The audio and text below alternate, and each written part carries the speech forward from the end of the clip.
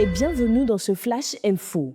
Entre financement des États, soutien aux entreprises et fortune record, que retenir de l'actualité économique du continent? Au Cap Vert, un nouveau soutien financier vient renforcer les PME.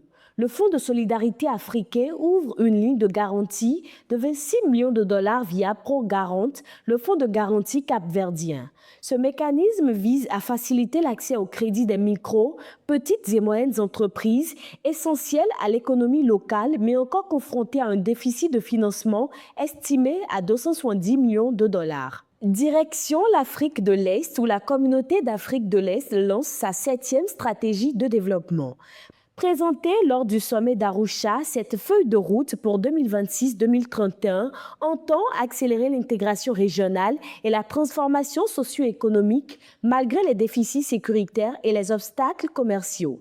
Elle met notamment l'accent sur le numérique, la durabilité et le développement centré sur les citoyens. En Afrique, la richesse des milliardaires atteint un niveau record. Selon le classement Forbes 2026, l'Afrique compte désormais 23 milliardaires contre 22 l'an dernier.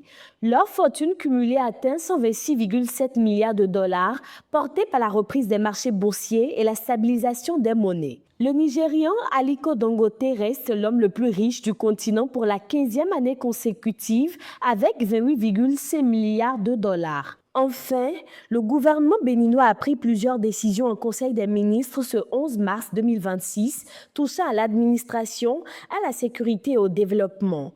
Parmi les mesures adoptées figure l'approbation des statuts de la Maison de l'artiste, la création de comités scientifiques pour la restitution des biens culturels, ainsi que des avancements et promotions au sein des douanes, des eaux et forêts, des forces armées béninoises et de la police républicaine.